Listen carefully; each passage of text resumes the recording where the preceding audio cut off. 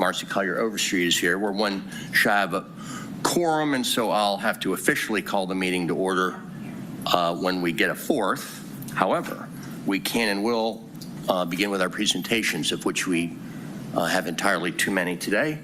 So let's begin with AIM, if you're ready.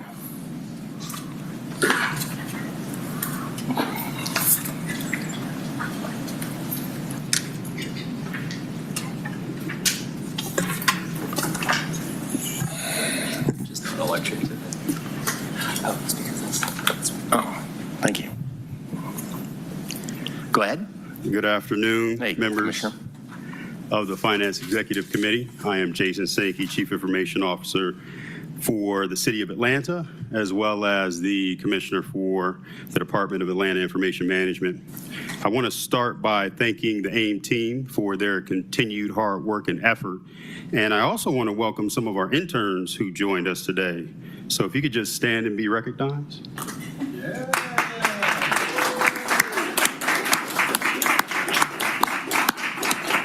Welcome. As you can see, we have a large cohort, so we're excited about the work that they're going to help us with this summer. The information contained in this quarterly report will be as of April 30th. In support of the mayor's pillars of One Safe City, a city built for the future, and a city for opportunity for all, and an effective and ethical government, we have aligned our 4 focus areas to those pillars of one safe city,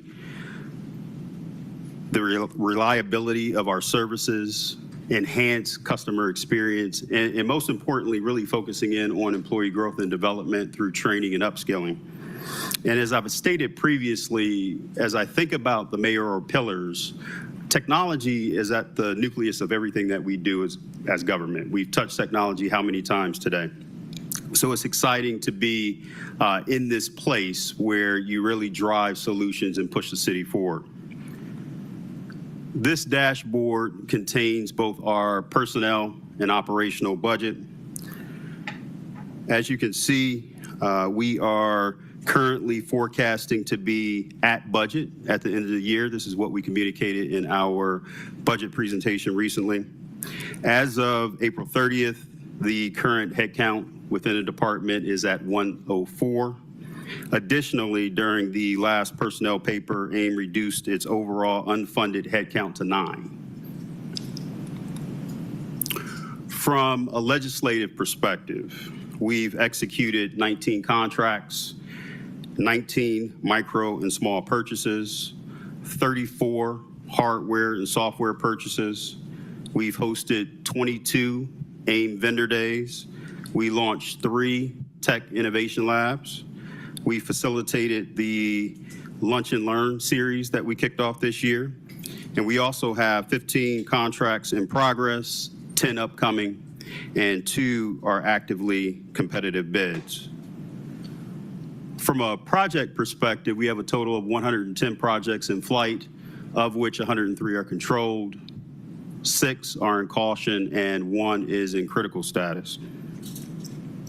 A few project highlights.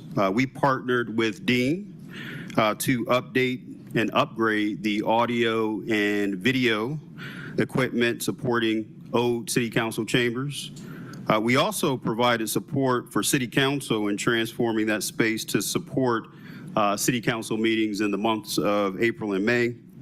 And the team worked very hard to facilitate this and make sure everything went on without a hitch. From an AI perspective, our goal is to protect, educate, and deploy responsible AI across the organization. I've shared this slide previously, so one thing I do just want to point out is the AI Commission. It officially commenced. We have 2 meetings that we've completed, and I'm excited about what we're doing in that space, and we're working currently to build out the agenda for the remainder of the year. Earlier this year, we launched Microsoft Copilot to a select group of users, and this is to enhance productivity as we leverage Microsoft products. We actually introduced a tool for time tracking within AIM. So this way we can understand resource utilization, capacity, and forecasting. Ike Smart City Kiosks. We currently have 95 interactive kiosks throughout the city. 31% of those are currently in traditionally underserved communities. We've also realized a revenue of approximately $3 million since we kicked off this project, and approximately $2 million in the calendar year 2024 alone. And as a reminder, this contract was at no cost to the city. We have multiple projects to secure our environment from cyber threats, including enhanced security and threat protection, compliance and regulatory adherence, and risk management and access control. And the last project I want to highlight, in partnership with APD and AFRD and Dean, we assisted in implementing a true state-of-the-art infrastructure and technology equipment at the new Public Safety Training Center. This concludes my presentation, and I'd be happy to answer any questions you have at this time. All right, thank you for the conciseness of your presentation. Thank you for the management of your budget. You are outperforming several of your peers in that respect, which we appreciate. And I want to thank you for all of the hard work that went into making the old council chambers, emphasis on old, operational, because we desperately needed for you to have been successful in that. And I know it was a huge challenge. So thank you for that. We're joined by Ms. Liliana Bakhtiari. And so we have a quorum. So I'm going to officially call the meeting to order. And I will move approval of the agenda as printed. Second by Juan. Let's open the vote. The vote is open. Vote is closed. All right, you've all memorized the minutes of the previous meeting. I'll move their adoption. Second. Second by Bakhtiari. Let's open that vote. The vote is open.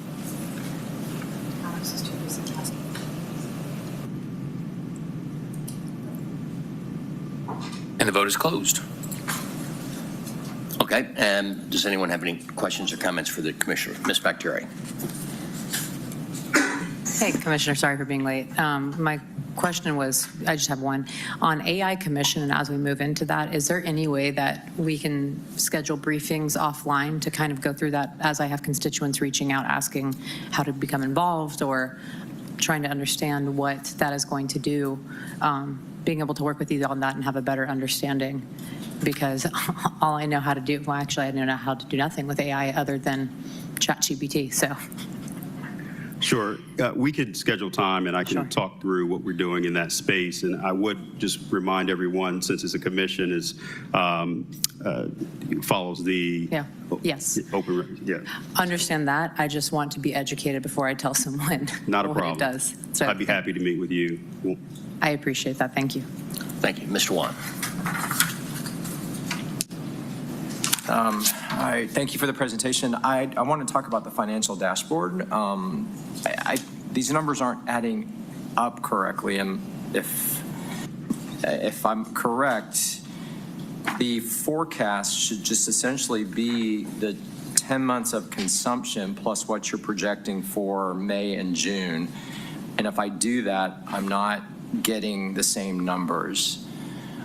So I would ask that maybe y'all go back and take a look at that. I think the expenses are actually a little higher than what the total line is at the bottom far right corner.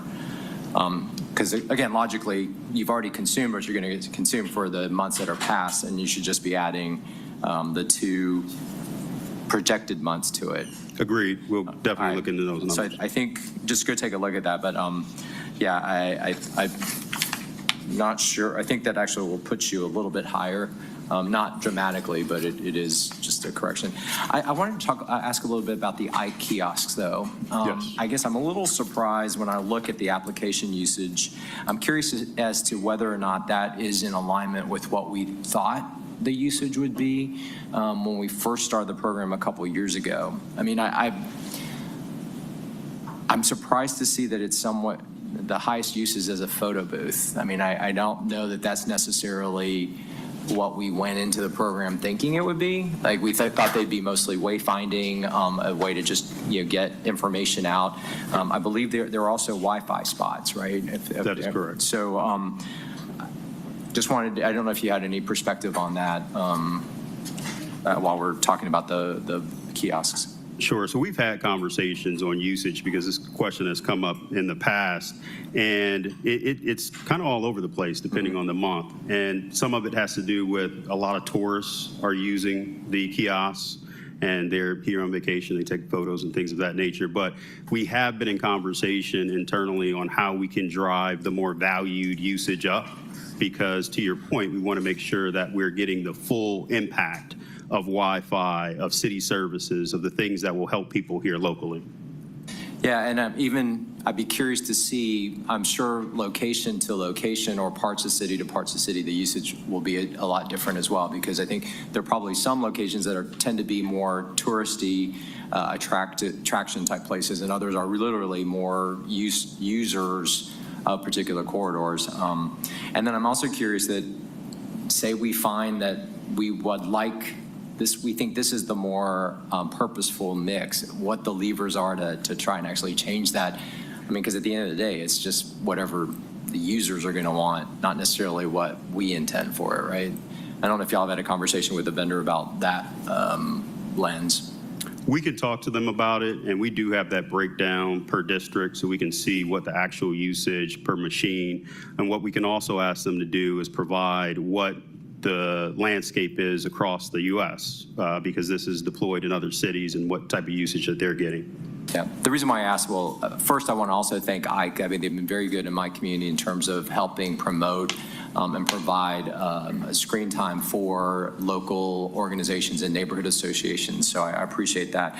But yeah, at the end of the day, I mean, if we are kind of imposing these pieces of equipment onto our kind of sidewalks and our intersections, I want to make sure that we're doing the best that we can and making the highest and best use possible of the equipment. So yeah, I just wanted to have that thought with you today. So thank you, Commissioner. That's all my questions. Okay, others?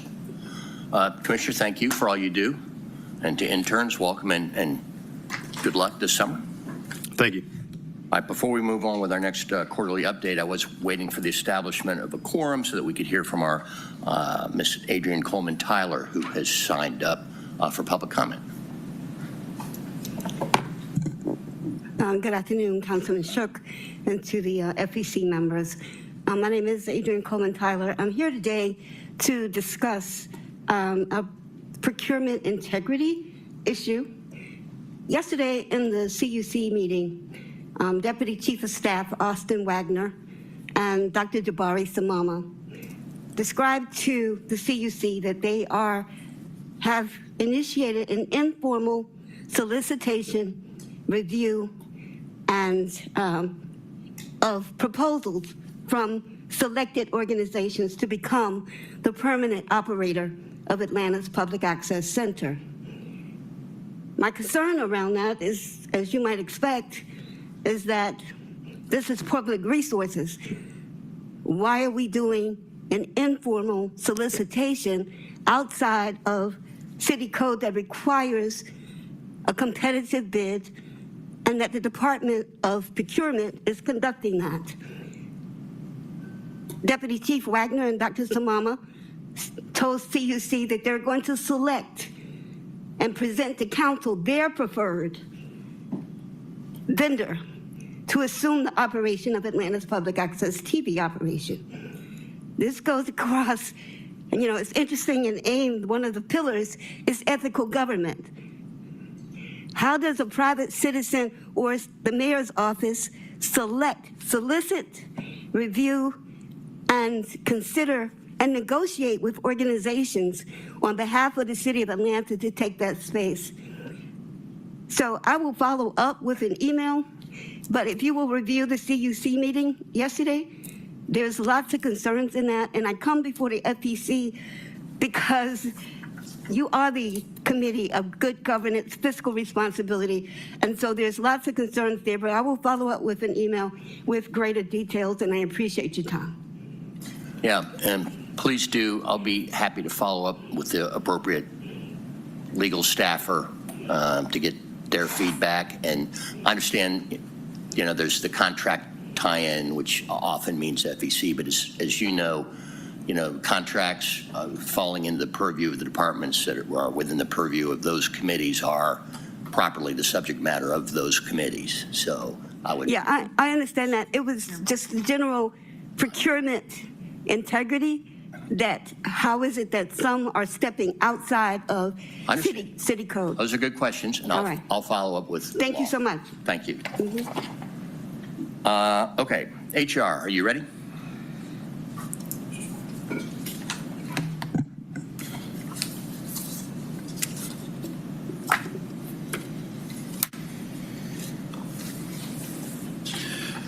Good afternoon Afternoon. to Chair Shook, Vice Chair Wan. I'm Calvin Blackburn, Interim Commissioner. Well, I think maybe now, interim now, I think I'm Commissioner now for the Department of Human Resources. I think there's still one procedural hurdle I need to get through. So, Commissioner for the Department of Human Resources, and I'm pleased to present Department of Human Resources quarterly presentation.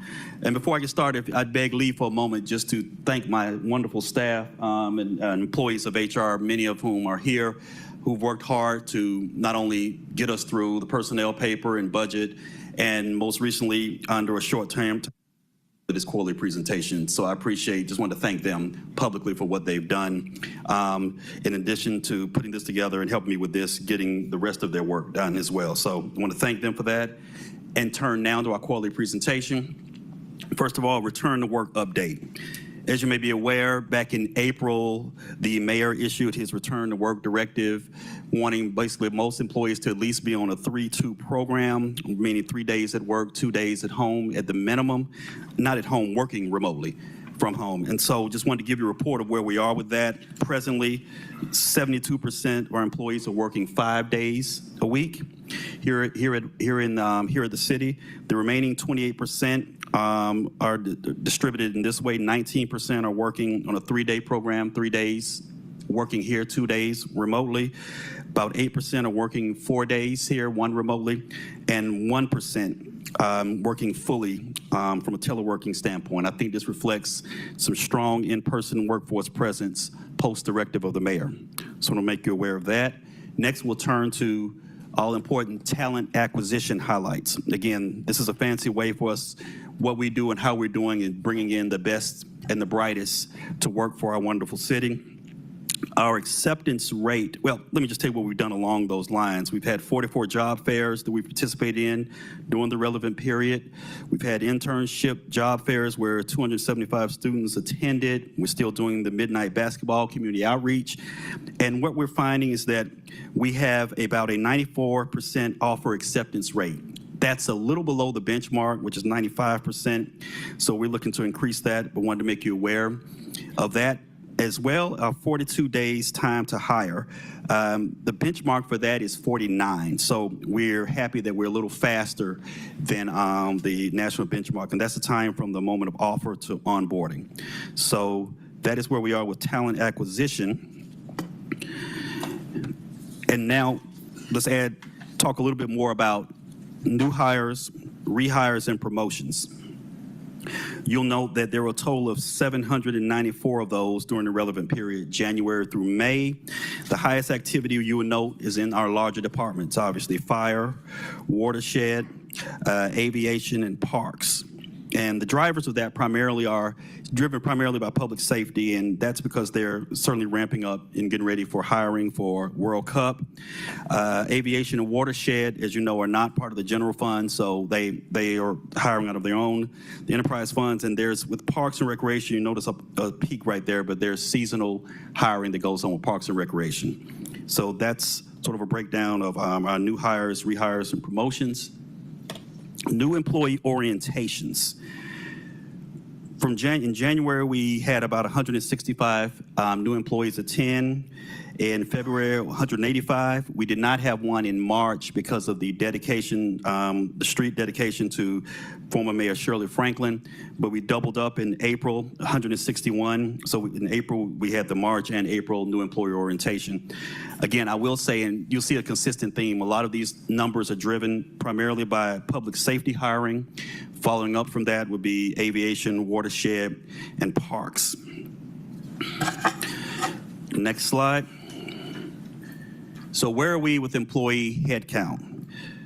Total as of May 2025, this number was 10,063. That includes full-time, part-time, suspended, seasonal, extra help. 10,063. As far as vacant positions authorized, we had at that point in May 2,273. We'll remind everyone this was prior to us doing the paper where we eliminated many vacant positions. So this was as of May. The personnel paper that becomes official, I believe, in July will indicate a sizable reduction in those numbers of vacancies. So just a brief departmental breakout in the field positions you saw a moment ago. And again, leading the way again, no surprise, with field positions, including extra help, would be public safety. Along with that, again, watershed and aviation.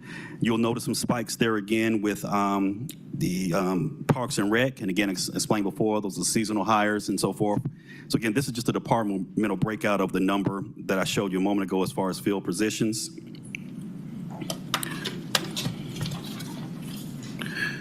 That gets to the next one, vacant positions. Again, this was as of May 31, 2025, and it doesn't include the positions that were abolished in the personnel paper.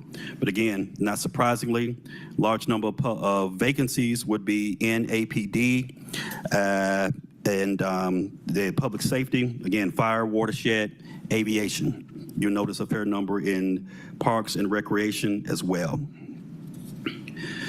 Next slide, terminations and separations.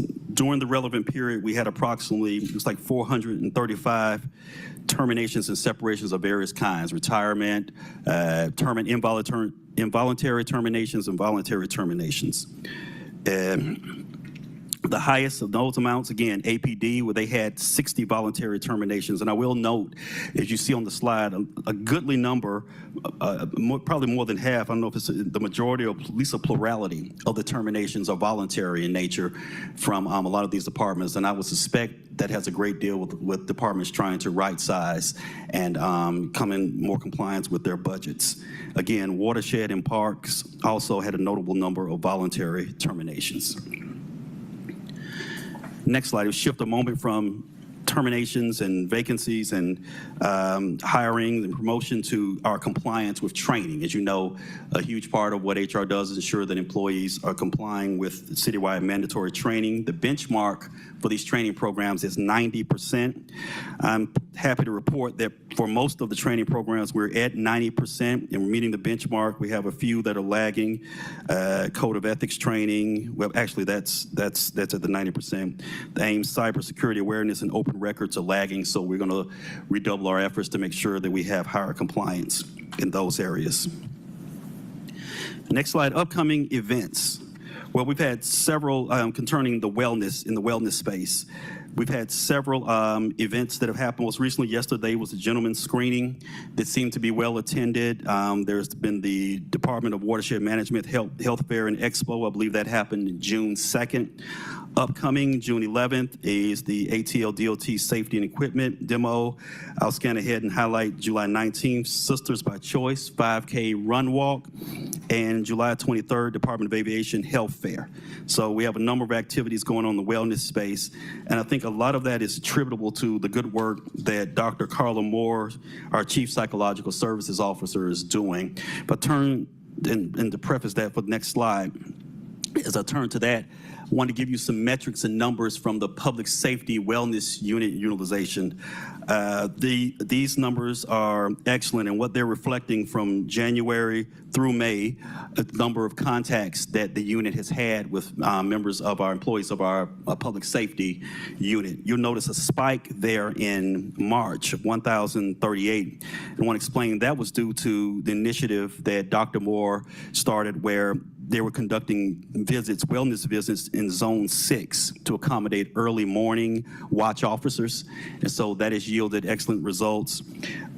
You should know that the benchmark for utilization in this space for the public safety officers is about 7%. We are happy to announce that for January through May, the utilization was actually 20.6%. So again, we're getting high utilization and usage in this important area for our public safety officers. If I turn to the next slide, and just touching again on some of the initiatives that Dr. Moore has placed forward, I was happy to be present at the inaugural mental health fair for public safety at the training center. In addition, they are providing wellness visits to fire stations every Friday. They've recently started a wellness series to provide caregiver support for the mind-body balance. They've done work on a program to prevent suicide awareness and prevention symposium with the Lucas Foundation. They're just Dr. Moore and the team are very active in that space, and I'm hearing that it's providing great results for people in our public safety area. Next slide. If we move from public safety to EAP, again, we're seeing excellent utilization. The benchmark of what you want to see is at least 5% usage. You'll notice January, February, March, we had 6%, approximately 9%, and approximately 10% usage respectively. As we look to April 2025 and May 2025, 12.4% usage and 14% usage. So we're seeing a lot of employees taking advantage of the valuable services we offer here at the city, and we're glad to see it having that impact. Next slide. I want to touch base for a moment on our Office of Labor and Employee Relations. This office conducts investigations into discrimination, harassment, retaliation, workplace violence, and bullying. They're part of our HR team, and they also supervise the grievance process and our CSB hearings. There was a backlog of cases as far as investigations for 2022 and 2023. I'm proud to announce we've been able to clear that backlog. CSB hearings have resumed in person, and we're moving those along apace. And I wanted to make you aware that it's also been an Emory Law externship program. But the main thing I want to make you aware of is that we're moving the cases along now in OLR. As of May, we had 61 pending appeals, and we're having about 4 to 6 board hearings per month with CSB. So we're moving those along, and we expect to get more efficient in closing out those cases and moving along the CSB hearings. So finally, what are our initiatives, or what are we planning to do, our strategic priorities coming up for the rest of the year? Well, we have a number of them listed. I'll just touch on a few of them. The first one we're really excited about is the launch of total compensation statements. Again, we mentioned that before. Team is working hard on that, and this is going to be something that will help, for once, compare apples to apples and help employees understand that the city of Atlanta is really an employer of first choice. It will explain the value of the benefits, the value of EAP, the value of our retirement and pension systems, and really help them understand that this is a great place to work, and employees really get great value by working here at the city.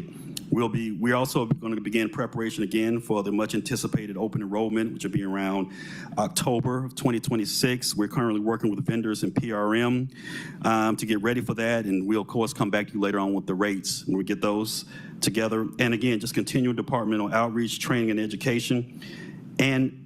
And moving forward, we're prepping for upcoming public safety and career fair as well.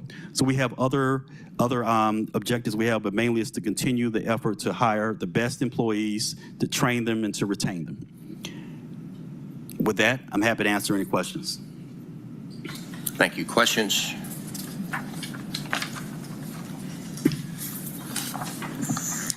Good afternoon, Commissioner. Good afternoon, Council Member. First and foremost, thank you again to you and your team for everything during the budget cycle. And I know with the abolishments, putting in the extra hours I think that weekend. So appreciate The lost you. weekend, yes. Ms. Weeks, you still recovering? The additional question I had was, are we doing exit interviews of any kind? Are we doing them? And I think that's generally, yes, we do those. Yes, and I think sometimes that's handled on the department level as well. I think department by department, but certainly that is something that we do. Thank you. The reason I was asking is I'm looking at the vacancy rate or the voluntary terminations, and it seems, I'm looking at the two highest, which is, I believe, APD, and what is PRC is procurement? Or,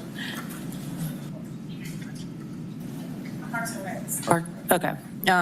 So I was wondering do we have information on what the causes for voluntary termination are? Well, great question. I think a lot of it may have to do with seasonal change as far as parks are concerned. So I don't have specific information about parks. Yes, this is what we went over in budget, yes. Right, but with APD, I will say that a number of them, we checked and looked into that because I was curious about it as well. And a number of it was because the employees couldn't complete the training process, and some of them voluntarily resigned as a result of not being able to complete the training. And also we did find that there was an audit done, and it looked like there were a number of people still listed in the system as employed there, but they weren't anymore. So there was a bit of cleanup that contributed to, it looks like, a number of people that were off the system there. So, but a goodly number was because they resigned after not anticipating that they would not be able to complete the training. So two follow-up questions. First, when you say cleanup, how did we find there were people on the payroll that were not, or I'm sorry, people that were still? The people, they were off the payroll, but somehow still listed in Oracle. Okay. And so there was some audit that was conducted, and we found that there was a removal, and I think that might have contributed to a bump up in the numbers. Was this prior to personnel paper or after that we discovered this? I don't remember the particular, it was before, yes. Were we updated as to, was this updated in the abolishments and everything else that we were doing, or? Go ahead. No, it Ms. wasn't Weeks, even do you wanna- included. It wasn't even included. We'd already cleaned it up. It was accounted for. Okay, so it Yes. was accounted for? Yes. Okay. And was this found in a timely fashion? How long did the cleanup take? I'm curious. I would have to get back to you on the particulars of that. I don't know the particulars of how long it took and so forth, but I know it was found through an audit and then it was corrected. Okay. But I'd be happy to provide you some more specific information about those particular Thank you. details. And I would appreciate that. And looking at, and perhaps this is a follow-up question for APD on what it means to not finish the training, but I will, curious as to what that means. But thank you very much. I appreciate it. Mr. Juan. Yeah, I feel like I owe y'all a very public thank you as well for the personnel paper level of effort. But I will say, I feel like we, as a result of that, have a much better understanding of kind of what the staffing numbers look like for each department. And I think it'll help us have a more intelligent and informed conversation and interaction with y'all as we go forward. I will reiterate that, I mean, I know that that was kind of a very good first effort at it, and I know that the COO has committed to kind of continuing that pencil sharpening as we go. Yeah. But for now, I mean, I think everybody's earned a break from that. In terms of the terminations and separations as of May 31st, is that a fiscal year to date? So is that from July 1, 2024 through May 31, 2025? I just want to understand what the time period is. It was January through So it's just now. calendar year? Yes. Okay. As we continue this conversation too, I mean, I think a theme that I was saying during budget hearings is that, you know, every piece of data and indication that we can get in terms of the investments that we agreed to, the class and comp, as well as the pension adjustments, Yes. you know, however y'all end up analyzing over time that, okay, we took these actions, they started going into effect this date, and now we did start seeing a slowdown in, you know, voluntary terminations, or it wouldn't really affect retirement. It feels like we're starting to see that in your recruitment numbers, because that's really a lot more solid than it was a year ago. So to the extent that when y'all feel like you've got enough data to kind of look at that and show us that, yeah, we've seen an improvement in X, Y, and Z because of those actions, that would be really helpful as well. But this is a great report. This data is really, really helpful. And again, thank you to your team for that really exhaustive an exhausting weekend of work. Thank you. Thank you. Sorry, two follow-up questions again. Looking at the Office of Labor and Employee Relations, is that supposed to be Department of Labor? No. That's separate. Office of Labor and Employee Relations, no, that's part of our That's part of our yours, team. That's completely separate from the Department of Okay. Labor.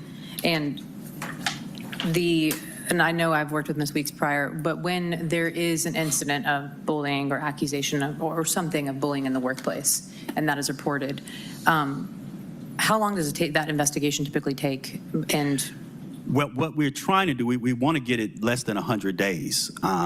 From when I first got here back in July of 2024, I think it's in excess of that. So what, as far as typical, it's hard to answer that because each case is different. But what we want to do, as a matter of standard process, is try to get that below 100 days. okay, because there was one, and it was an extended period Right. of time, and I still don't have an understanding of how that process works, and I don't think we've been briefed on it or how long it typically takes. So if there's more information that can be provided, so that if and when that does happen, to better inform employees so they don't feel like they're in limbo. Sure.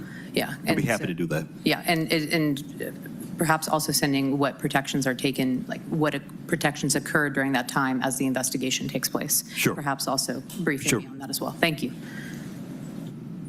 I've got a couple questions. So your training metric slide caught my eye because when I first got here, there was virtually none of this was required mandatory training.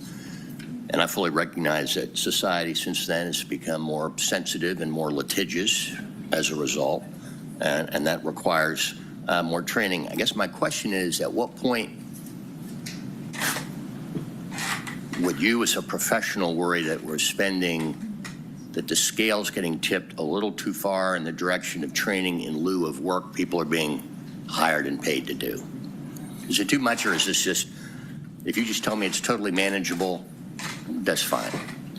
Yeah, if I understand your question, Chair Shook, I'm not aware that it's causing any serious problems as far as people being able to get their work done.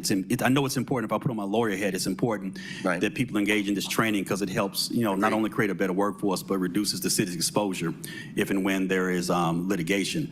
But I know some people complain about having to do the trainings, and I know it can be annoying, I guess, to some, but I haven't heard in any respects that it's preventing people from getting their work done. So I'm not aware of a tipping point in that regard. Okay. And then I have a question about exit interviews.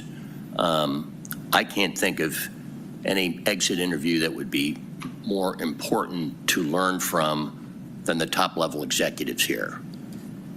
Do they do exit interviews? The top level executives, you mean at deputy commissioner, director level? Yeah, cabinet. I mean, those are the people that we really want to unflinchingly hear from, and I don't know that they are interviewed in that manner. As far as that's concerned, I wouldn't want to hazard a guess on that. Let me find out and get back to you. I am not certain that happens in every case. I think that's probably on a case-by-case basis, but I wouldn't be able to speculate at this point whether it happens in each and every case. I know that opportunity is there and it's available, but does it always happen? Does it always happen? Okay. Not sure. Well, you're going to get back to me. Yes. Collier Overstreet. Yeah, I just want to weigh in on a couple things. I'm going to start with the training question from Shook. I actually feel responsible for some of the burden that I'm putting on the city for training, starting with the active shooter training Right. legislation that I came up with back in my first term. But I did come from a corporate world where no one asks, is this going to be a problem for your company? They just thought what would be best for the public and made it so. A good example, you're going to have to now learn how to use these defibrillators, so put them on every single airplane. And they didn't say, how much is that going to cost you? Is that going to be a problem? It is what it is. So I view training the same way. We just have to figure it out as a business that is the city of Atlanta's business, and because training is paramount at all times, because it's good for the internal customer, that would be us as employees, and it's good for those that visit us, and those are our citizens. So, we'll gauge it, but at the end of the day, training is absolutely necessary.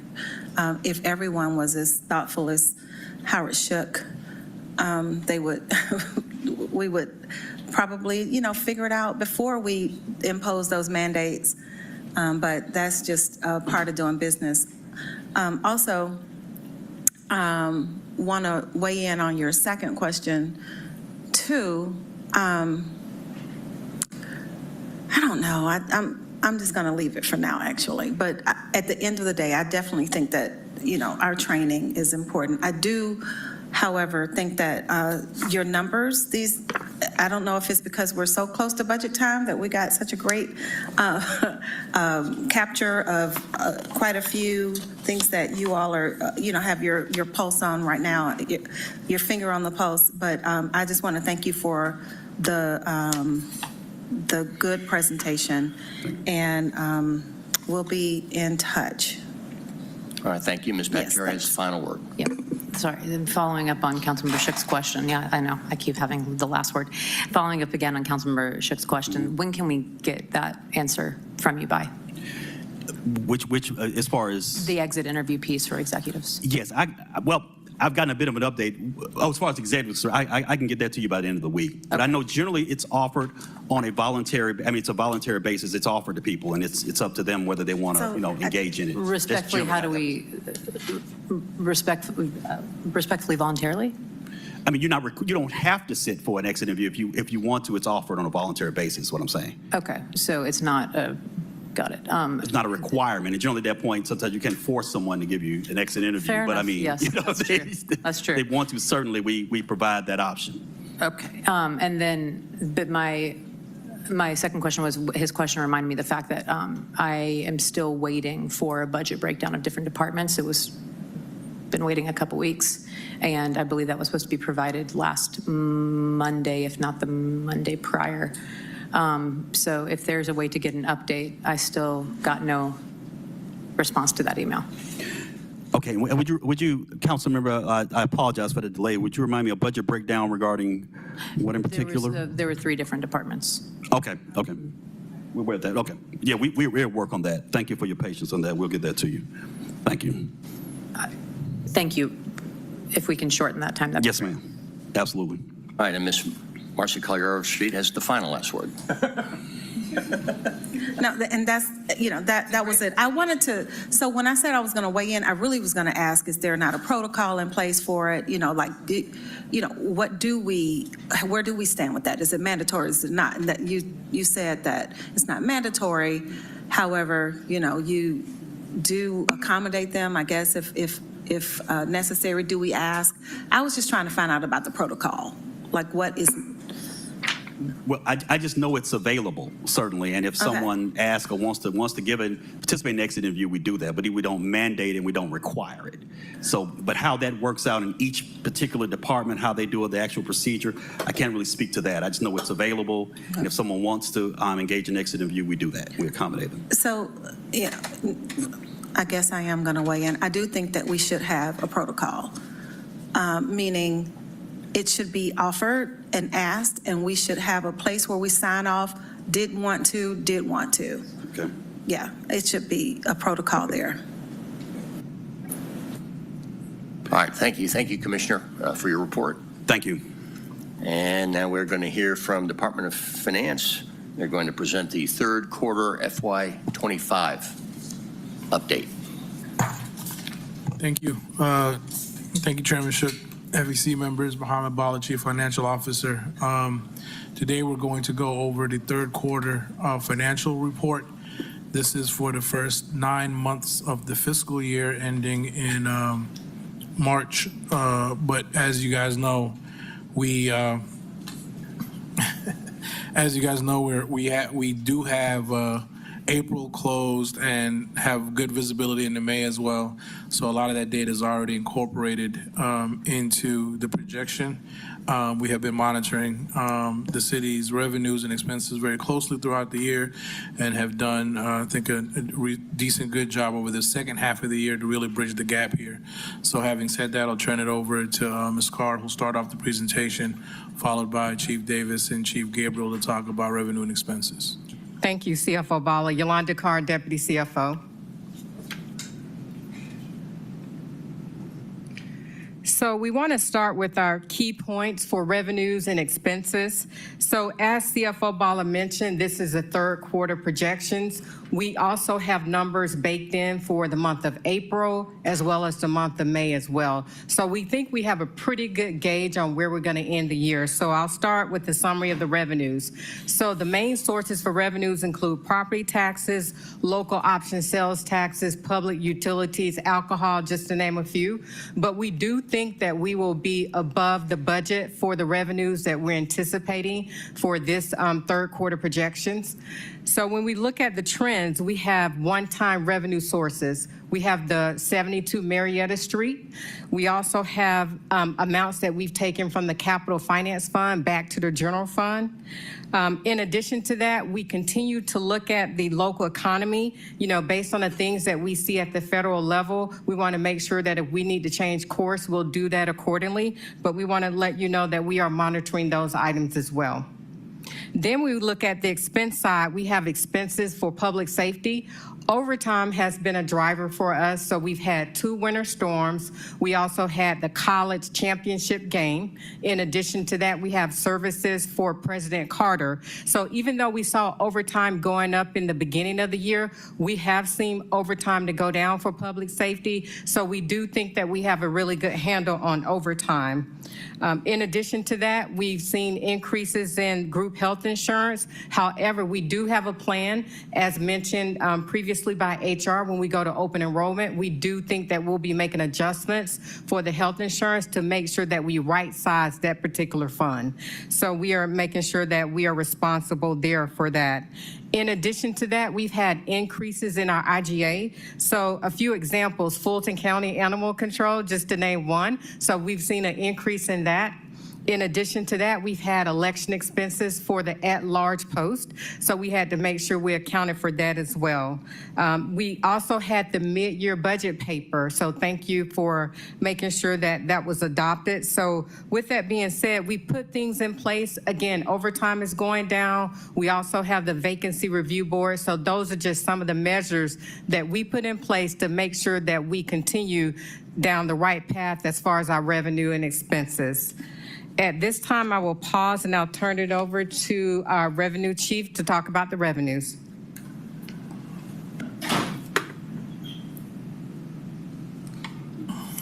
Thank you, council members. As you can see on this slide, the FY25 total budget came in at $889.6 million.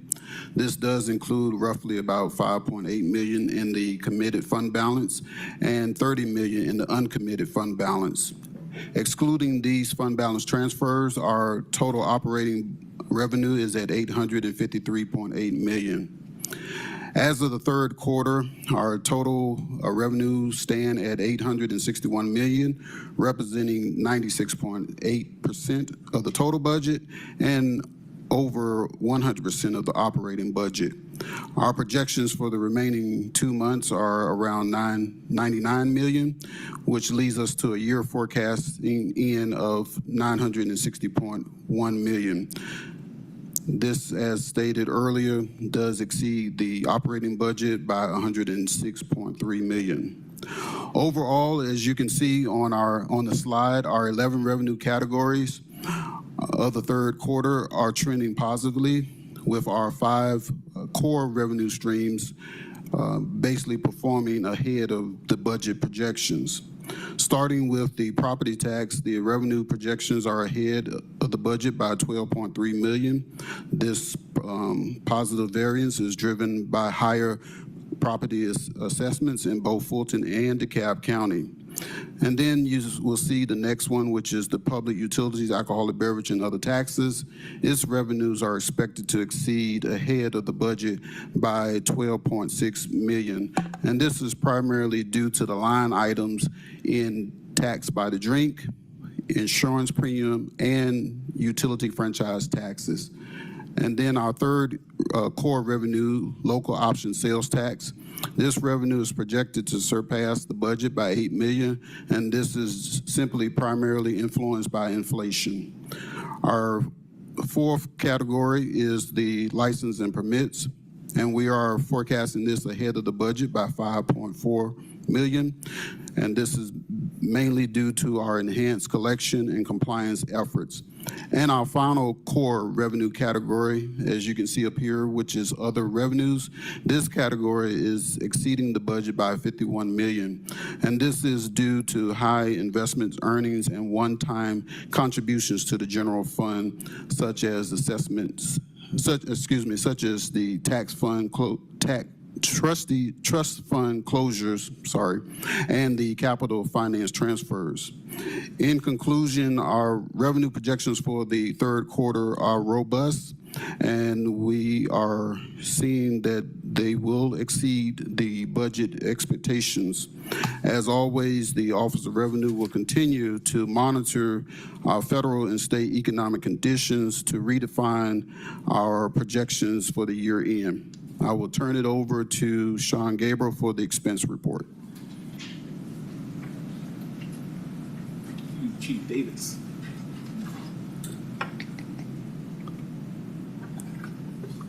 Good afternoon. Yeah. Chairman Shook, Council Member Sean Gabriel, Budget Chief, Department of Finance. Let's take a look at the expenses. We have two slides before you. First is at the major category level. Our third quarter expense projections do show a modest decrease compared to our second quarter, from 987.5 million to what you see in that fifth column of 984.6 million. Now, while expenditures are trending slightly downward, we still have significant overruns, right, in personnel, contractual services, as well as supplies. Now, however, some of the cost containment strategies that we have implemented, especially during the second half of the fiscal year, are materializing. I just want to touch on three briefly. One, vacancy management, all right? The Vacancy Review Board has adopted a more strategic approach in terms of how we view and look at positions, in terms of which positions should be filled and at what point in time. Focuses on mission critical, a lot of frontline service roles in particular. Overtime optimization. I think DCFO Carr touched on this briefly, but we have seen some slight reductions in the use of overtime, especially as departments do some reassessment and optimize some of their overtime deployment strategies.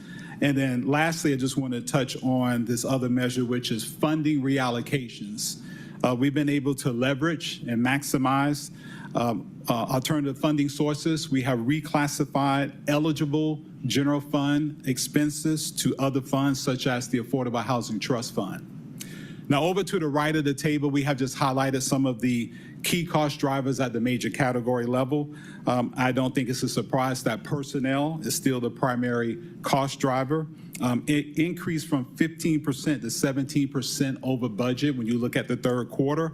The increase is primarily attributed to two factors. One, which is the group insurance that DCFO Carr touched on, as well as pension costs. Both will be right-sized, especially as we do our year-end closeout process. Purchase contract services are projected to exceed the budget by 8.1 million. We have highlighted what is attributed to that, which is some increases in citywide insurance expenses, as well as security services, whether that was IT infrastructure related or facility driven. Supplies overruns are largely due to street maintenance and repair costs, and that is under the purview of our Atlanta Department of Transportation. Debt service and other financing uses show a combined favorable variance of 24 million. Now, this is primarily attributed to the reclassification of debt payments to alternative funding sources. Now, we are definitely extremely thankful for the legislation that was adopted earlier this year, giving the CFO that latitude to definitely look at how to better leverage some of our funding options through inter-fund transfers. For example, the housing and homeless opportunity bonds were reclassified to the Affordable Housing Trust Fund, helping us optimize our financial resources. Lastly, the inter-fund, interdepartmental charges are projected to exceed the budget by 5.7 million, primarily due to increases in fleet repairs and maintenance costs, particularly within the public safety departments. The next slide, council members, is just taking a look at the same information, but it's giving you a department level view of expenditure projections. Here we're just highlighting the top 5 departments contributing to the overrun. Public safety accounts for roughly 75% of the total variance, followed by Parks and Recreation and Atlanta Department of Transportation. The primary driver across all departments, as you can see, especially out to the right, continues to be personnel costs, alongside some targeted investments in public safety, particularly around equipment and the outfitting of vehicles. Altogether, when we look at the commitments and investments that we have made this year, they definitely support some of the broader initiatives, such as compensation reform, infrastructure and equipment upgrades, and even our take-home vehicle program. The last slide that I wanted to share with you is just taking a quick look at our enterprise fund activity. So this slide provides just a summary of the performance of what we call our main three, or big three, aviation, water, wastewater, and solid waste. What we can say collectively is that all three are performing in a favorable position. Of course, these figures will be refined as our fiscal year progresses and we do our closeout process. Just to touch briefly on aviation, what is a continuation, especially when you look at that revenue variance, is the CARES credit. So a portion of that revenue variance is due to CARES credits, which is that agreed upon portion that the aviation has to share with the airlines. Water and wastewater fund continues to perform in a positive position, both on the revenue side as well as the expense side. On the expense side is primarily attributed to fund-wide reserves and some less than anticipated service contracts.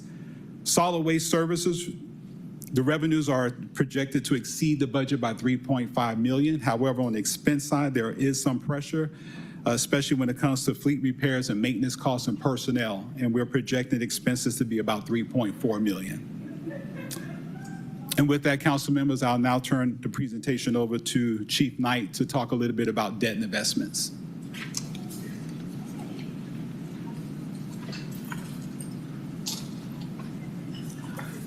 Thank you, Chief Gabriel, Chairman Shook, members of the council, members of the committee. I'm Courtney Knight, Chief of Treasury, Debt, and Investments. I'm going to spend just a few moments talking about the two sides of our house in Treasury. First, on the debt portfolio side, we have $7.5 billion of debt across 5 general portfolios, including general obligation bonds, general fund and other obligations, tax allocation districts, the Department of Aviation, and the Department of Watershed Management. Here on the center of this slide, we are constantly monitoring our debt portfolios and interest rates to try to achieve debt service savings. You will recall that we achieved savings for the Department of Watershed Management of almost $35 million for a transaction that we executed a few months ago. We are currently looking at another potential refinancing for the Department of Watershed Management that could generate up to $50 million of net present value savings. Now on the investment side of our house, we have about $2.2 billion of cash invested across various investment vehicles, including U.S. agency securities, municipal bonds, Georgia Fund 1, and U.S. Treasury bonds. We've spoken quite a few times about the volatility that's currently affecting us in the marketplace. What is happening is that investors, with so much uncertainty on the long end of the yield curve, they're moving their dollars to the short end of the yield curve, 1 or 2 years at the most. So as investors pile into the short end of the yield curve, driving up prices, that's pushing yields down. So you see here on our portfolio yield that our yield across the portfolio declined to 4.16% in this third quarter versus 4.4% in the prior year. Given all this volatility, it's important that we focus on safety and liquidity and not so much on yield. And then our final slide, our municipal bond ratings across our various debt portfolios. We continue to appreciate the AAA bond rating that we achieved from Fitch. I'm sorry, your mic went out. Could you repeat that?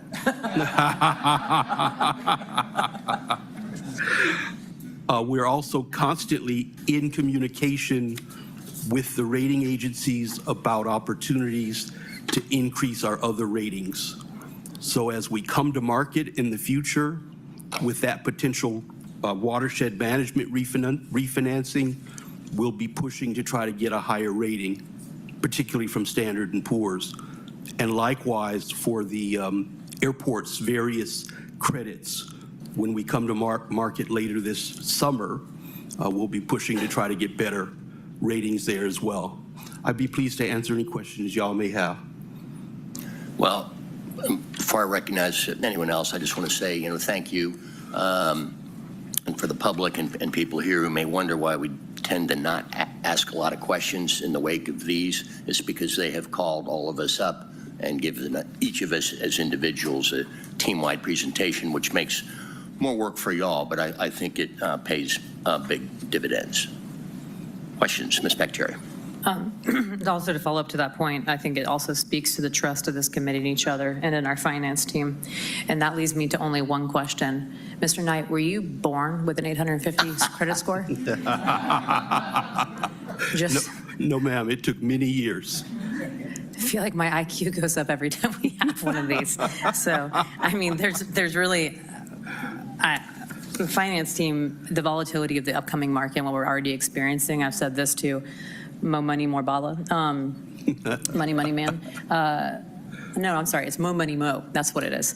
And the reality is it is scary. We don't know what's going to happen, but there is not a finance team or a member of your team that I wouldn't trust to steer us through this. And I think that speaks obviously not to facts and figures, but to the trust I have, that we all have in this team to adapt to whatever comes our way. Thank you. So, thank you all. Mr. Wan. Yeah, I also want to thank the finance team for the briefing earlier and for the excellent stewardship of our resources. I wanted to clarify, I know that Ms. Carr had mentioned it, but in terms of the other revenue line, does it or does it not include the 72 Marietta transaction? It does. It's in the projection going forward. Okay. All right. I think, those that are looking at this overall, I think it shows that because of the finance department's skillful maneuvering, we are going to be okay in terms of the fiscal year. But I think it's worth highlighting that it's because of a couple of one-time maneuvers on both the revenue side and the expense side that we're going to be able to do this. And we aren't going to have the luxury of higher interest rates next year. We aren't going to have the luxury of being able to move money. Well, we might still be able to, but not as much in terms of debt, service to trust funds, capital finance money back in, sale of assets. So I do think that it makes sense that we're doing it given what we're seeing for this fiscal year, but I just want us to remind ourselves as we go into FY26 that that's why we're going to be watching this a lot more closely month to month, because some of those tricks you can only do once or maybe twice, but not that's not a way to balance a budget or manage a budget. So again, I wanted to just make sure that we highlight this. Second question, well, more of a question, is that do we anticipate this is kind of going to be the format for the monthly reporting in it with the other data points that we've requested, but do we think it substantively will look like this? Yes, it was something to look like this, where you would have a monthly forecast for revenue and expenses. We'll probably just use those two pages that you see back to back as the core, and then maybe some additional bullet points that discuss some of the larger trends we're seeing. Okay. I know that there were some other more specific personnel line items that we wanted to look at, both staffing as well as overtime and extra help and salaries. And so, I think those are the right things to keep our eyes on as we move forward. And I think we also just need to be mindful of what the levers we do have and will have on a month-to-month basis, both from, obviously, y'all are already taking some actions internally with the administration, with the vacancy review board and other cost-cutting measures. But I think council, we've got to remind ourselves what tools we have or will have to help partner with them in making sure that we stay as close to our budget as we can. So, but thank you for the presentation again. Thank you for the stewardship, and we'll just keep watching this. And council member, the monthly report, is designed to be in that same manner, but please know it's adaptive. So if you see things that you want to add or subtract or bring into the conversation, we're more than willing to adjust it in the way that you see fit. Thank you. And thank you. And I think just a note for us to piggyback off of Councilmember Juan in terms of what council can be more prudent on is also working with finance to do audits of our departments to see where we can streamline efficiencies. I mean, there are some things that haven't seen an increase in, I think, since before I was born. And so I think that one of my priorities is going to be, especially as we go into increasingly volatile waters, is taking a look and I hope that we all, council as the holders of the purse strings, also before looking at overburdening or continue to burden our constituency with increased fees in order to get us through these times. I hope we also look at the top heaviness of each of our departments before looking to do things like raise property taxes. I think that must come first. So just making a note for all of us in terms of what we can do over the next year and years to come. Because I can tell you right now, I'm going to be an advocate against that and looking at to see where we can improve as a city first. Thank you. Well, you don't want me back here at public comment, so.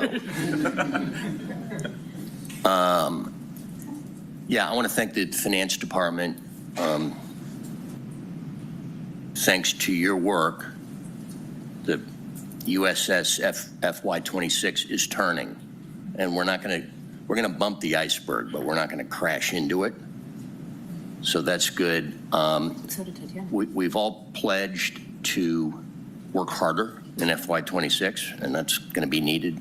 So good for all of us for making that pledge. And then just lastly, Mr. Juan made me think about something when he mentioned one-offs. As someone who chaired this committee during the Great Recession, there are always going to be one-offs. The question is, how much pressure will you be under to pull some of those triggers?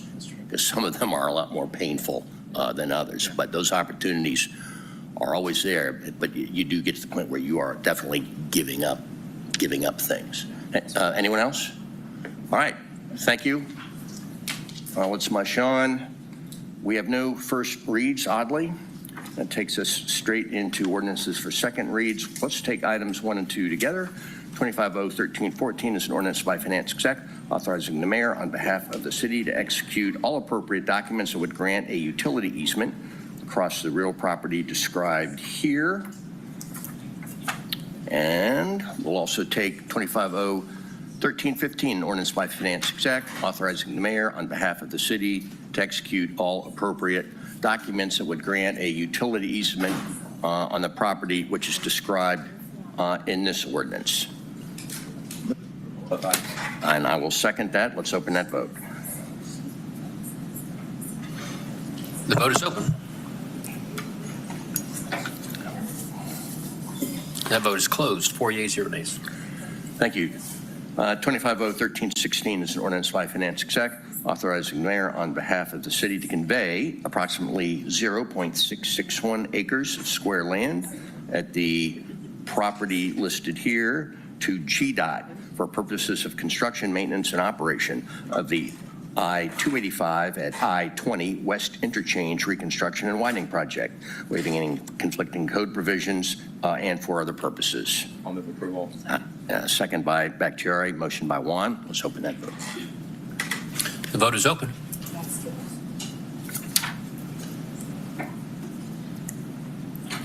Vote is closed. 25-0-13-17 is an ordinance by finance exec waiving the competitive source selection provisions contained in the listed code sections as well as any other conflicting code provisions to authorize the mayor to execute the third amendment to the special agreement SPS indicated with Covendis on-call IT services with uwork.com, doing business as Covendis Technologies, Inc., on behalf of AIM to extend the term of the agreement for a year, effective August 12th of this year through August 11th of next, and to add funding in amount not to exceed $9,460,726 $1,000,000.40. All contracted work to be charged to and paid from, et cetera. You can ask about the increase. Commissioner. Good afternoon again. Jason Sankey, CIO for the City of Atlanta.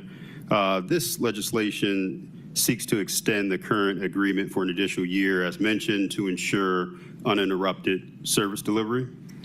The extension provides the necessary time for competitively bid procurement, and the services that are included in this legislation are critical IT support services citywide. All right, so thank you, Commissioner. In briefing, we talked about the increase in the amount and concern about how, it's something I've been saying for a while, certain contracts, we start off at one thing when we go to market and then over time amended to a point where it doesn't even look like what it started with. What can you say in terms of the additional amount and why the increase in terms of, it was an increase in scope, increase of users, or, and please explain that. Sure. So these are time and material contractors across the city, and what we're seeing is a need for additional support in the IT space, not only in AIM, but you'll see other departments, and this is really specialized services, projects. It's a tool that we use to manage capacity and demand for forecasting. So the increase has been due to the demand and the increase in project and usage of technology services across the city. And I trust that will be factored in once this, because we're basically just extending it 1 year, correct? That is correct. So yeah, I would just advise, I mean, that these, some of that can be anticipated probably in terms of the next RFP, and I would just ask that in order to, in full transparency and full kind of awareness, we factor that in and go trying to anticipate these surprise bumps in the middle of the term. So thank you. I'll move approval on this. Measures received. Thank you. I'll second that. We've been joined by Mr. Byron Amos. There's a motion and proper second, so let's open that vote. The vote is open. I didn't articulate that very well.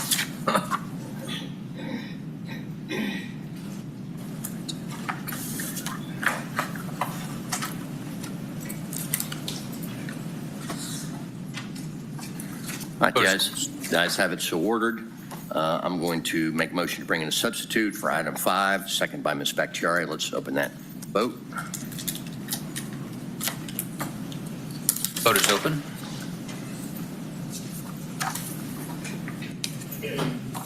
Vote is closed. All right, the caption is different. This is an ordinance by finance exec, substituted by finance exec, waiving the code section listed here, and to authorize the mayor to execute change order number 5 to the agreement listed, Mythix Oracle Cloud Support with Mythix Inc. on behalf of DOF to add services related to land management, permitting, and licensing, and to add funding in an amount not to exceed $1,155,000. All contracted work to be charged to and paid from, et cetera, and the nature of the substitute is plugging in the dollar amount. I'll move approval on substitute. Motion by Juan, second by Bakhtiari to approve on substitute. Let's open the vote. The vote is open.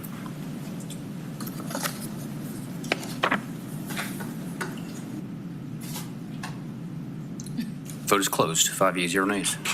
Thank you. 25-013-28 is an ordinance by Shook authorizing transfer of funds from various council carry-forward accounts to the respective council distribution and expense accounts to continue serving the Atlanta community by funding projects for the public good within their district or donating funds for charitable purposes and for other purposes. I've been advised that the correct course of action here would be to send this forward to full council on the condition of getting a substitute on Monday, so that is my motion. Second. Second by Juan. If there's nothing else, let's open that vote. The vote is open.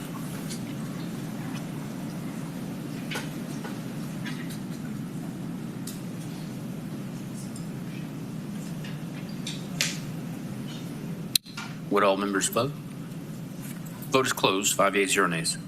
Thank you. 25-013-35 is an ordinance by Dozier, and Winston, authorizing a donation in an amount not to exceed $10,000 from the District 4 and District 1 carry-forward accounts to In-Town Collaborative Ministries pursuant to the charter section, which is listed here. I'll move approval. Second by Bakhtiari. Let's open that vote. The vote is open. Vote is closed. All right, the ayes have it. I'll make a motion to bring forward a substitute for item 8. Second by Juan. Let's open that vote. The vote is open. And the vote is closed. The caption is the same. This is an ordinance by Ms. Collins, as substituted by Finance Exec, amending the Mayor's Office of International and Immigrant Affairs FY24 Intergovernmental Grant Fund budget by adding to anticipations and appropriations an amount not to exceed $82,840 in Victims of Crime Act Assistance Grant Award funding from the Georgia Criminal Justice Coordinating Council for the purposes of providing direct services to victims of violent crimes and for other purposes. I'll move approval on substitute. Second by Juan. Let's open that vote. The vote is open. And the vote is closed. 5 yeas, 0 nays. The ayes have it. 25-0-1338 is an ordinance by Ms. Boone waiving the code sections listed here to authorize the mayor to exercise the second renewal option for a co-op, the number of which is listed. This is cellular and wireline router services utilizing a Georgia Technology Authority contract, number of which is listed with AT&T Mobility National Accounts, LLC, for wireless data services on behalf of Watershed, APD, AIM, and Atlanta Fire Rescue for a term of 1 year, retroactively effective from July 1 of last year through June 30th of this, to ratify services rendered in connection with the agreement, retroactively effective beginning July 1st of last year, to the exercise of the second renewal option. To exercise the third amendment to the agreement to add funding in an amount not to exceed $109,000 with all contracted work being charged to and paid from, et cetera. And is Ms. Rackley here? No, there was a request to file this item from the department. To file? That's right. Number 9. I will second that. Yeah, item 9. All right, motion is to file. The vote is open. The vote is closed. 5 yeas, 0 nays. All right, 25-0-1343 is a bond paper which needs a substitute. I'll make a motion to bring that forward. Second by Bakhtiari. Let's open that vote. The vote is open. The vote is closed. All right, this is an ordinance by Mr. Amos, is substituted by Finance Exec, an ordinance supplementing the restated and amended master bond ordinance of the City of Atlanta adopted on the dates listed as previously amended and supplemented, providing for the issuance by the city of its aggregate customer facility charge revenue bonds in the combined aggregate principal amount not to exceed $310 million in multiple series designated herein as Series 2025 CFC bonds, and any additional subseries designation is herein permitted, providing funds for the purposes of, among other things, financing and refinancing, in whole or in part, the cost of planning, engineering, design, acquisition, equipping, and construction and reconstruction of certain improvements to the City of Atlanta Airport Consolidated Rental Car Facility and Automated People Mover Maintenance Facility, providing for a reasonably required debt service reserve, providing for the payment of costs of issuance, including bond insurance, if any, providing for the forms of and authorizing the execution of said Series 2025 CFC bonds, providing for the rights of the holders of those bonds, authorizing and approving the preparation, use, and distribution of a preliminary official statement and a final official statement in connection with the offer and sale of said bonds, granting the CFO, the chief officer or airport manager the authority to deem final the preliminary official statement for purposes of Securities and Exchange Commission rule listed here, and the authority to approve and execute a final official statement authorizing certain other agreements in connection with said bonds, authorizing certain amendments to the master bond ordinance, and providing for incidental related actions, providing for an effective date, and, as always, for other purposes. Mr. Knight. Good afternoon again, Chairman Shook, members of the committee, Courtney Knight, City Treasurer. We have various credits at the airport, right? So a couple of weeks ago, you all approved an ordinance for the issuance of not to exceed $1.3 billion of general airport revenue bonds. We call them GARBs. In this instance, we're looking for you all to approve the issuance of not to exceed 310 million bonds, which are customer facility charge, or CFC bonds. These bonds are secured by charges on rental cars at the airport. And in fact, in this transaction, the rate on that particular charge is going to increase from $5 per day to $8.50 on rental cars. So about half of the 310 million will be used for new money projects, and I'll talk about what those projects are in a moment. And the other half is going to be used to refinance some 2006 bonds that were issued by the City of College Park for the rental car facility at that time. So the new money part of this capital program includes refreshing and replacing mechanical, electrical, plumbing, conveyance systems, and miscellaneous other signage at the rental car center, at the rental car north and south parking garages, and at the terminal, at the Gateway International Convention Center, and at the rental car center stations. Furthermore, it'll upgrade the Sky Train that goes between the rental car center. I'd be happy to answer any questions y'all may have. Move approval on substitute. Second. All right, we've had a motion and a proper second to approve on substitute. If there's no other questions, let's open that vote. The vote is open. Just in time for World Cup. The vote is closed. 5 yeas, 0 nays. Thank you very much. Thank you. That takes us to resolutions, and we're going to take items 11 and 12 together. The motion will be to hold both. 25R3549 is a resolution by Shook authorizing the Commissioner of Watershed to adjust water and sewer service charges on certain customer accounts in accordance with the code section listed here. And 25R3550 is a resolution by Shook authorizing the CFO to refund customers for overpayments to water and sewer accounts in the amount of blank. All funds to be charged to and paid from and center. Motions to hold. Second. Second by Juan. Let's open the vote. The vote is open.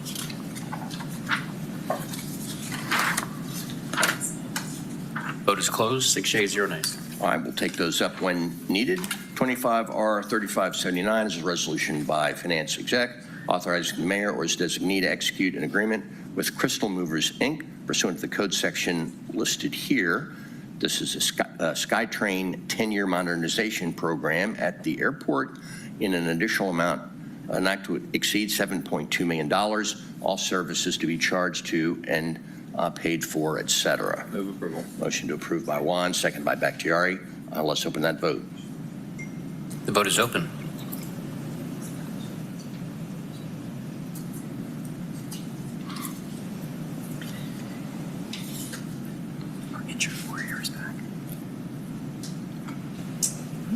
The vote is closed. 6 yeas, 0 nays.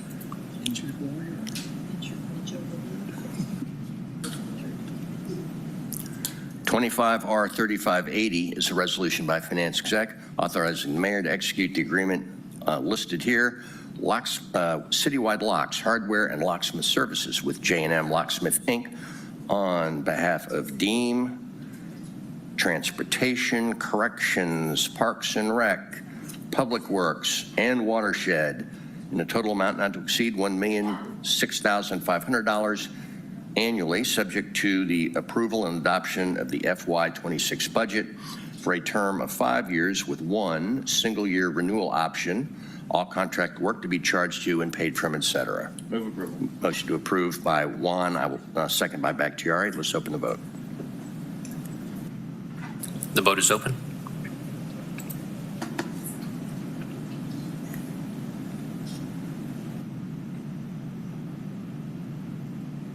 The vote is closed.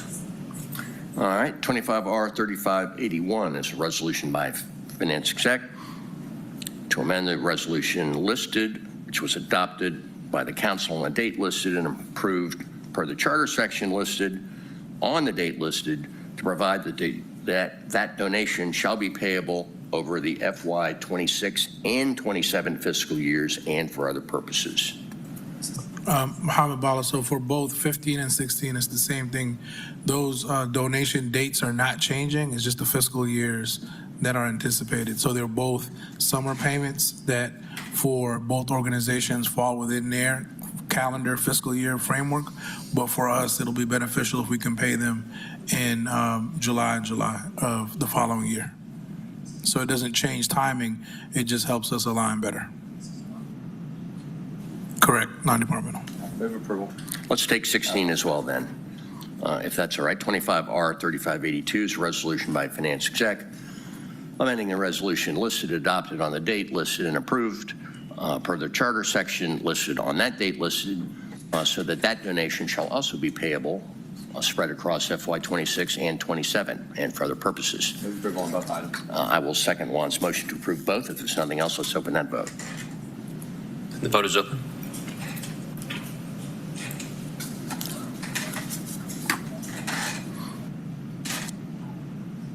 The vote is closed. 6 yeas, 0 nays. Thank you. 25R3583 is a resolution by Finance Exec amending the resolution listed, adopted on the date listed and approved per the charter section listed, authorizing the city to enter into the agreement listed wireless mobility services for the purpose of amending the name of the service provider and for other services. I will move approval. Second. Second by Juan. Let's open that vote. The vote is open. And the vote is closed. 6 yeas, 0 nays. Okay. That takes, I got it, I think. That takes us to the first of 3 held papers, first of which is 25R3012, and I'll make a motion to bring forward a substitute. Second. Let's open that procedural vote. And the vote is open.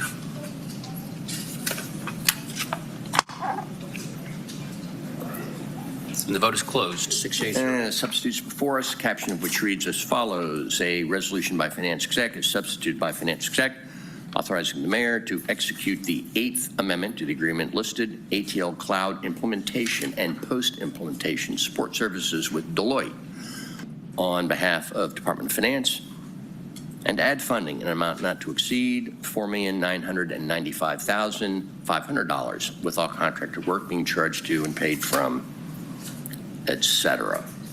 And obviously the substitute corrects the number of the amendments and adds the funding. Move approval on substitute. I will second that. A second by Amos. Make it. So let's open that vote. The vote is open. And the vote is closed. 6 yeas, 0 nays. That takes us to our next held item, which is item 36. Captions. Well, I'll make a motion to bring forward the substitute. Second. Second by Juan. Let's open that vote.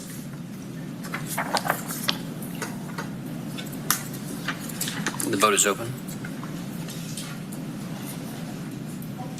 And the vote is closed. All right. This is an ordinance by Ms. Overstreet, is substituted by Finance Exec to 1, ratify the imposition of certain non-ad valorem property assessments levied upon properties participating in the city's Property Assess Clean Energy Program. 2, to authorize the transmittal of information to the applicable tax commissioner for the billing and collection of PACE assessments. 3, direct the applicable tax commissioner to bill and collect the PACE assessments in the same manner and on the same day as assessments for solid waste charges and for other purposes. I'll move approval on substitute. We have a motion to approve, second by Juan, second by Bakhtiari. Let's open that vote to approve on substitute. The vote is open.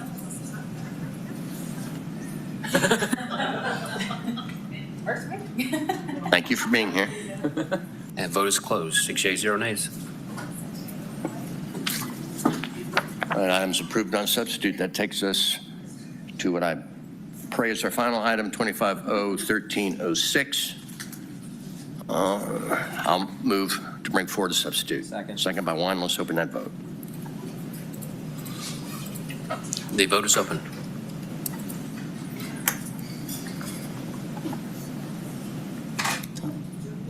The vote is closed. All right, substitutes before us. The caption is different and reads as follows. This is an ordinance by Ms. Boone, substituted by Finance Exec, authorizing the CFO to create a Mayor's Office of Equity, Diversity, and Inclusion event trust fund for the purpose of funding said initiatives and events as may be authorized, waiving the code sections listed here, to authorize the mayor or his designee to execute contracts with sponsors to support those events, authorizing the mayor or his designee on behalf of those events to accept a donation from the Community Foundation for Greater Atlanta in an amount not to exceed $9,670 for the purpose of supporting those initiatives and events, to be charged to and paid from the funds listed here. I'll move approval. Second by Amos. Any questions? We've been joined by Mr. Winston. Let's open the vote. The vote is open. I saw you all file your claims and quit whining.